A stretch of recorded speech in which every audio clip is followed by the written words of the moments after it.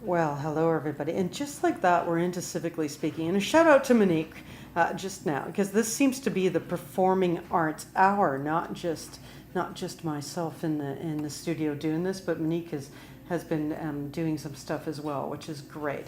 So I want to welcome two guests to the show here. So great to have Sara and Megan on the show.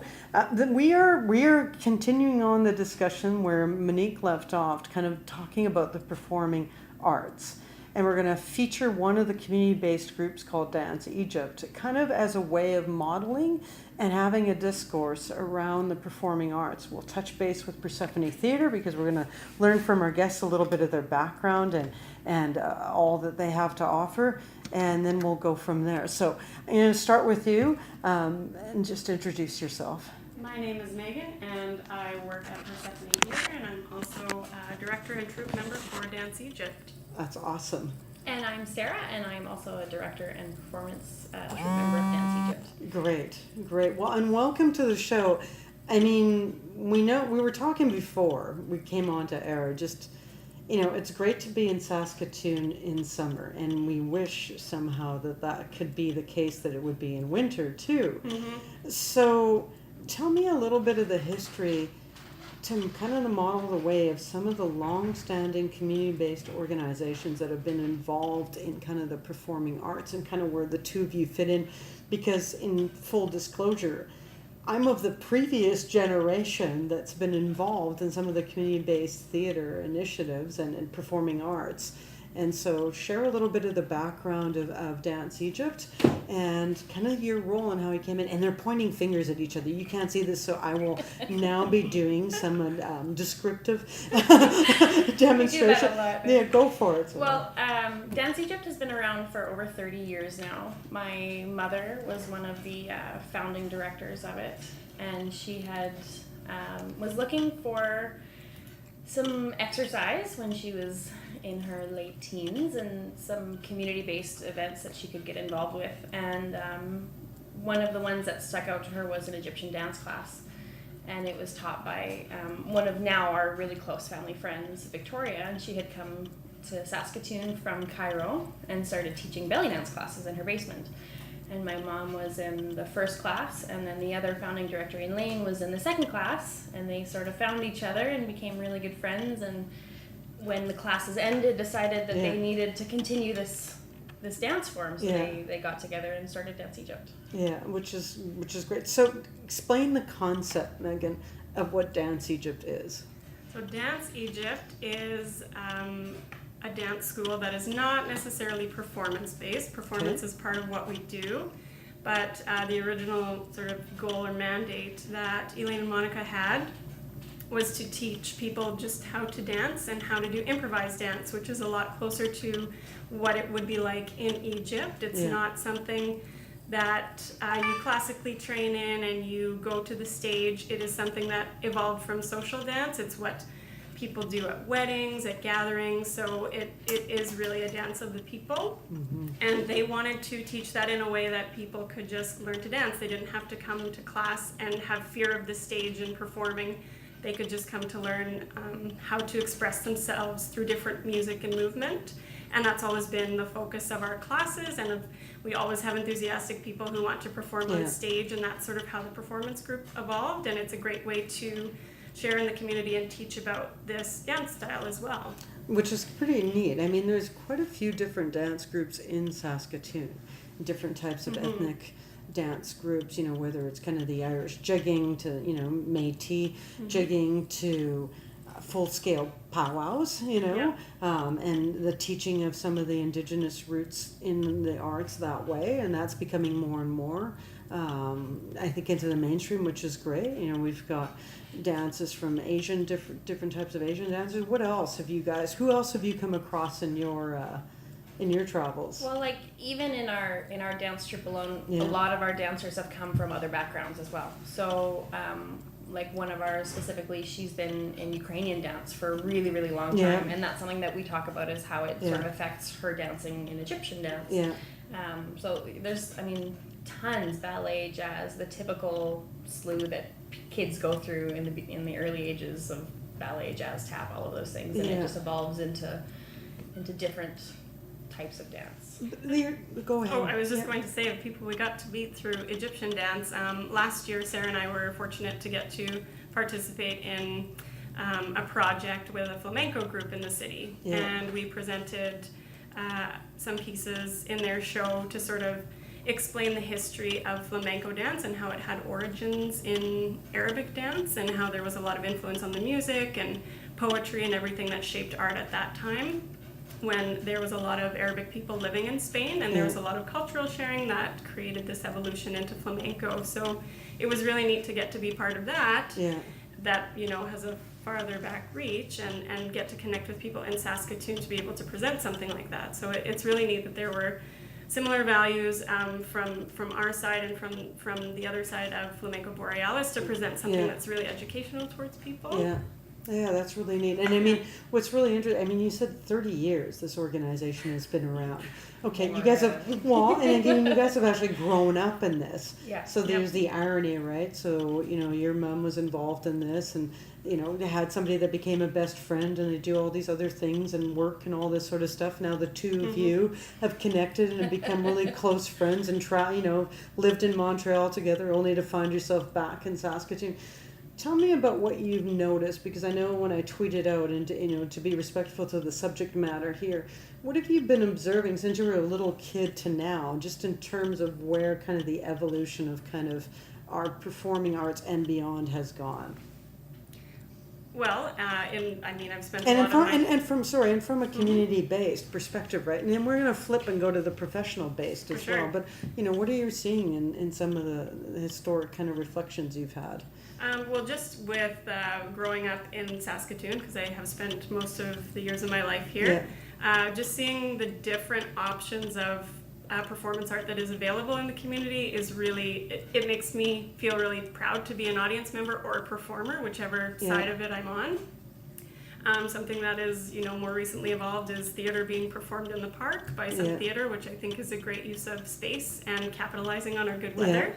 But also things that are offered in the other seasons. Like we have quite an extensive group of theater companies in our city for its size, which is really neat because we have groups that cater to, you know, specific things, from Live 5 to the Gordon Titusis Nagano Theater to La Troupe to Persephone Theater. So there's a nice complement of variety that exists even in one particular performance art form.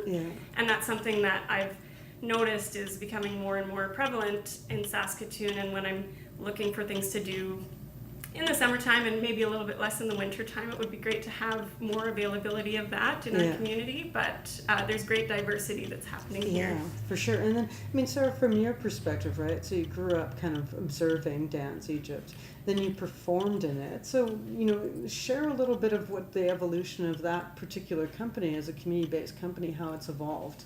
Yeah, it's gone a lot of places. Like I started officially taking dance classes when I was 11. And I'm sure I was brought to a lot of dance classes when I was younger than that, because that's just sort of like the community that we have in our classes. You were probably in your baby seat, your car seat in classes with your mom, for sure. In there for sure.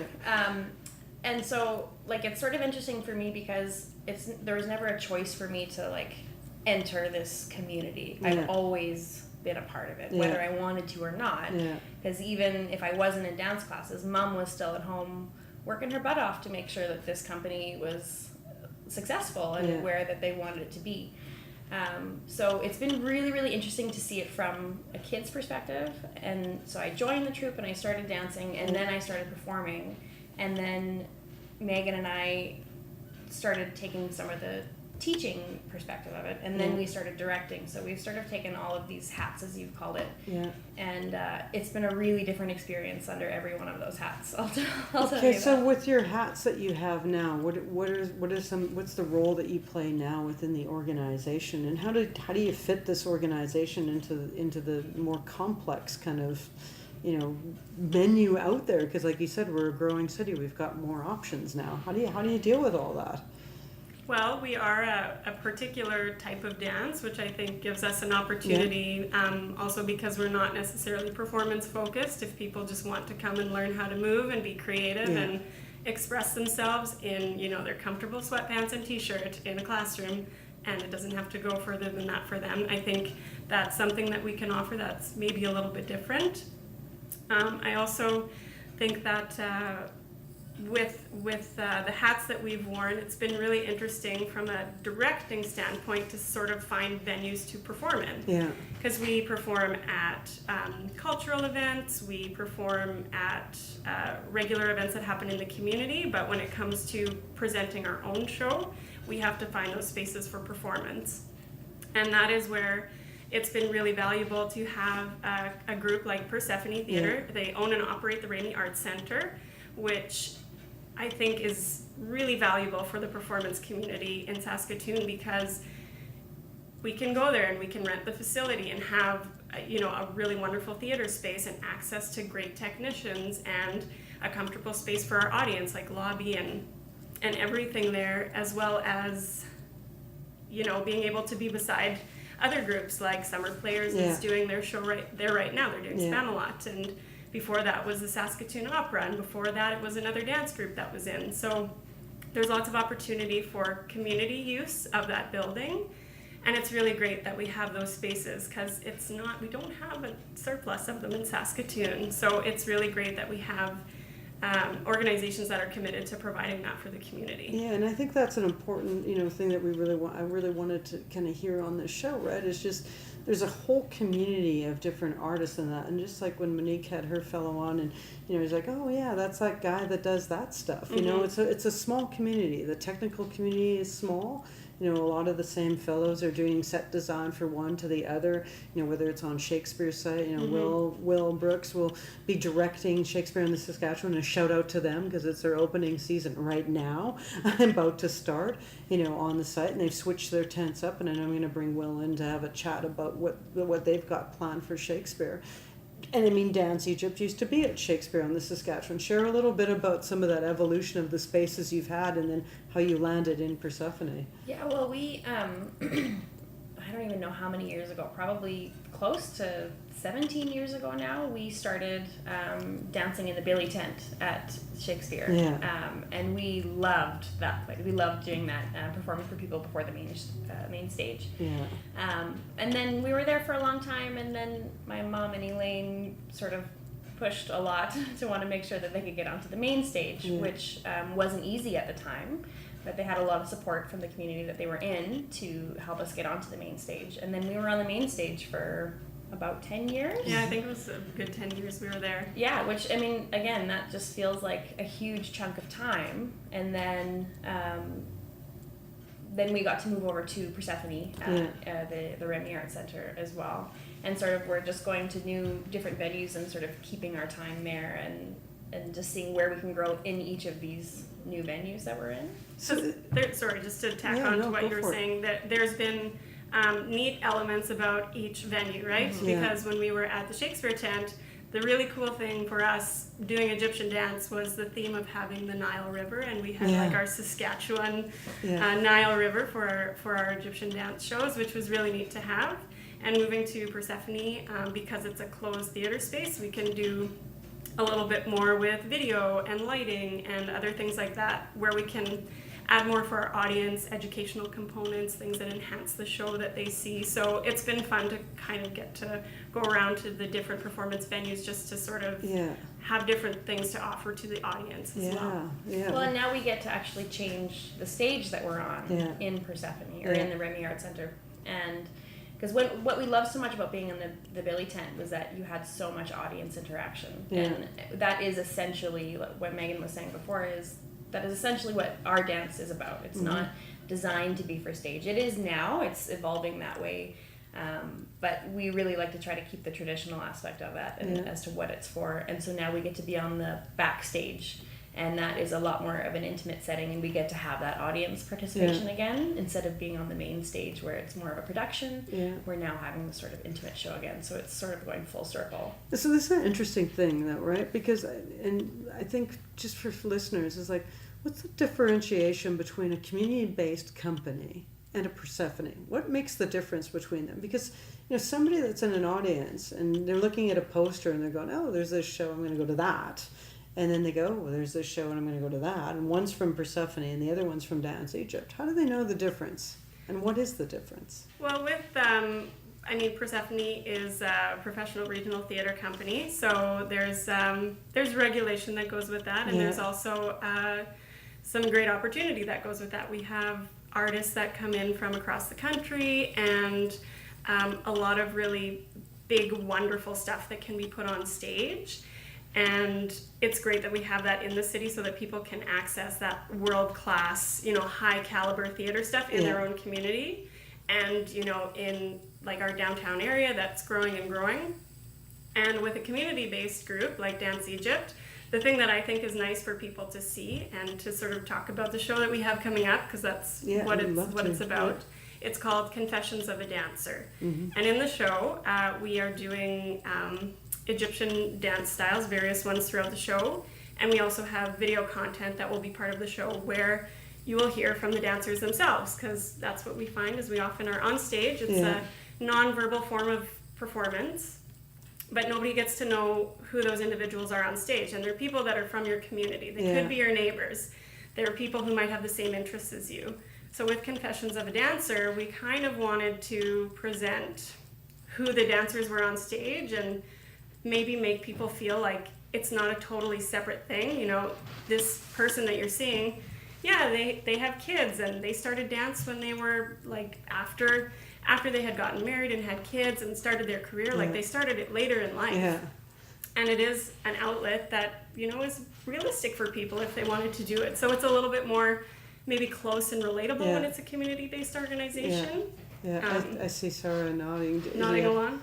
Yeah, I mean, like it's nice that we get to choose where the direction of this is going. Yeah. And so I can't really speak to much of, I don't really know the behind the scenes of a professional group putting on a presentation, but I can say from our point of view, when it's a community base like us, there's so much work that goes into putting on a show like this, and so much more than I ever really expected as just a dancer in the troupe, or even just as a teacher where I would sort of help with the choreographies, but now being the director and having to do all of the work behind the scenes to get the promotional stuff out, to get the venue, to make sure that all of our dancers can be there on the day of. To make the costumes. Make the costumes and all of these things. And this year we were actually able to luckily partner with Shaw TV as well.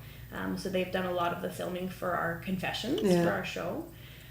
This is Confessions of an Everyday Person. It's Confessions of a Person, That's the questions are basically, why did you get into dance? Yeah. What keeps you coming to dance? Yeah. And what are some interesting stories? So I could bring the radio show to the stage. That's kind of what it is. Yeah, and it's. I mean, you're sparking a question here, though, and I think it's what's really kind of neat for me to always kind of see in communities is the fact that you can be watching a world-class show on a stage, and then you, as and it's not just as a community member, which is super cool too, and you can be on that same stage. And it could even be in the same day, which is pretty crazy when you think about it.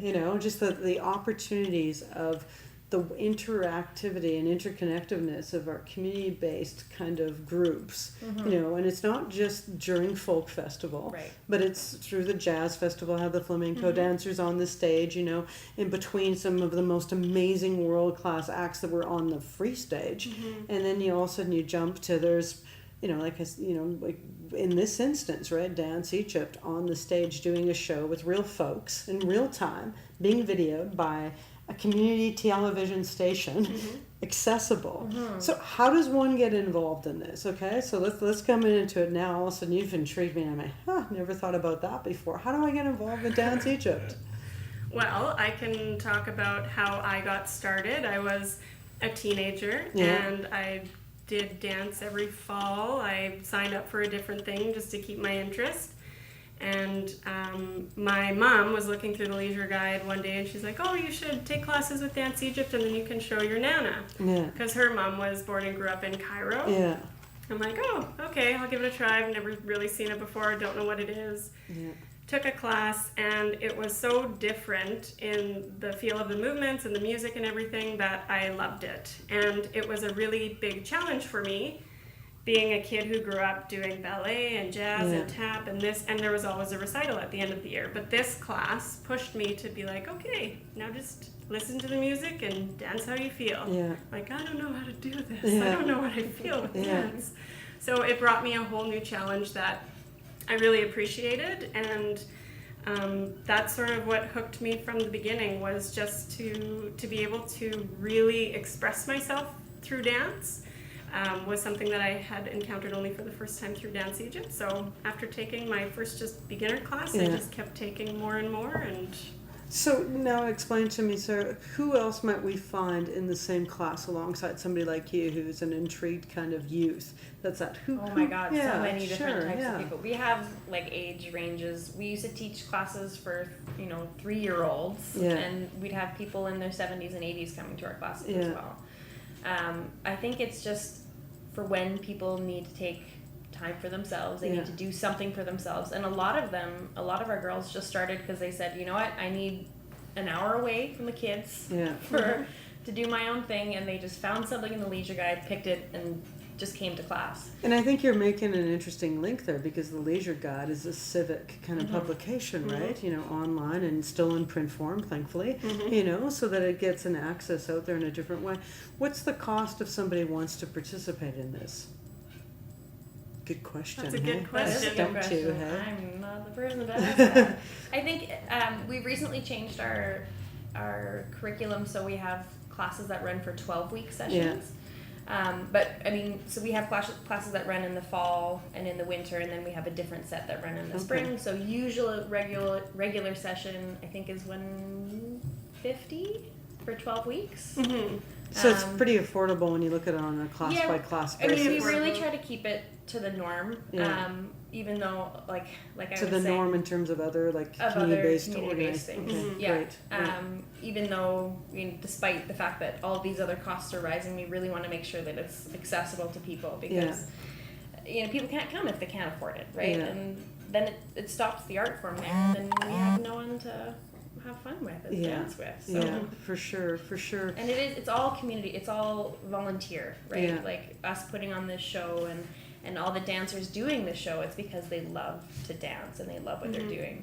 So that's why we sort of want to make sure that people are really enjoying when they're coming to our classes. That's excellent. So when does your show start with DancEgypt? We have 2 shows, July 15th at 7:30 Yeah. and July 16th at 2 o'clock. Okay, that's great. So that's coming up really quick.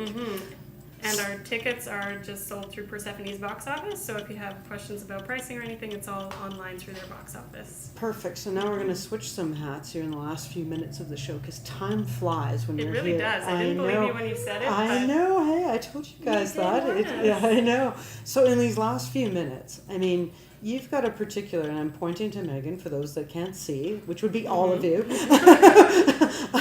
But Megan, in your role at Persephone Theatre, you have the vantage point of kind of internally being able to see stuff and externally. And then I want to jump to you, Sarah, just in terms of your experience, because you both have lived experiences elsewhere. I mean, both have lived in Montreal, which is, if you want to talk scale of the arts, every season it's huge. So I'll start with you, Sarah. Like, what do you notice? What was your takeaway from Montreal, and what's your hope for Saskatoon going forward? Well, the one thing that I noticed a lot when we lived in Montreal was that there was always something happening. Even like off days in the winter, no matter what, there was always something to do. So there's never a shortage, and it was more a case of us deciding, like, okay, which one are we going to choose tonight, which I loved. And then coming back to Saskatoon. And how long ago was it that you could come back? I think we came back 4 years ago. Okay. And we lived there for 2 years. Yeah. And coming back, while the summertime is just like so crazy with things to do and see and activities, we talked about this before, is that we'd sort of like to see more of that in the rest of the seasons as well. Yeah. Because then it's almost like you get really overwhelmed in the summer by all of these things that you want to fit into your year, and you only have 2 or 3 months to do it in. Whereas it'd be nice if you could just spread it out through the whole year and just get your dose of the arts on a regular basis. Yeah, for sure. Thank you for that. So Megan, when we flip to your kind of hat, because you have another title. Yes, I work in development at Persephone Theatre. So one of the things that I have really appreciated getting to learn in my time there is how Persephone interacts with the community, and not just, I mean, there's a whole component of an audience that comes to the shows and the impact that shows have on them, and it connects to them in a real way. So they have, we'll get feedback from people who say, I can't believe that I saw this on stage, it was really meaningful for me. But also there's a whole section that does education through a theater school for people from age 3 to, we have adult classes as well. So there's an educational component that not a lot of people necessarily associate or they don't know about.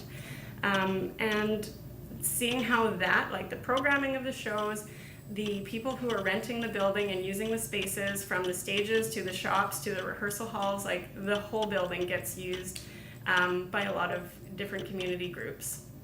And to see the use of that, it's really cool to be on the inside from an administrative perspective and go, wow, this is like a very large machine to be a part of. And it takes so much, not just planning and organizing, but like the passion that the people have who work there is so huge. And I can see why something like Persephone has been around for so long, because people love that this is part of their community, and they put themselves into it and really support it to make sure that it succeeds.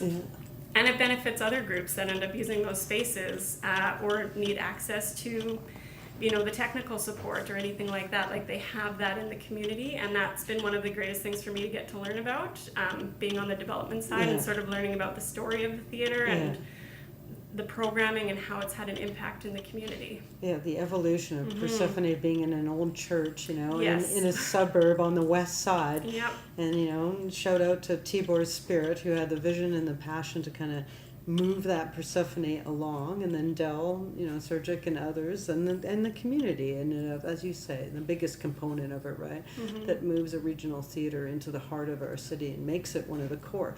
Okay, in the last minute, where do you see kind of the arts going in Saskatoon? What's your biggest hope for our city? Big question right at the end. I always like to loft these in. We got 20 seconds, literally. I just really hope that we get more community involvement. I'm noticing that it's been building, but I'd love to see just more accessibility to everybody, and even just to know what's going on around the city. Like, I find that's a hard thing for a lot of people. They don't know of all these wonderful events that are going on. That's a good point. And Megan, for yourself?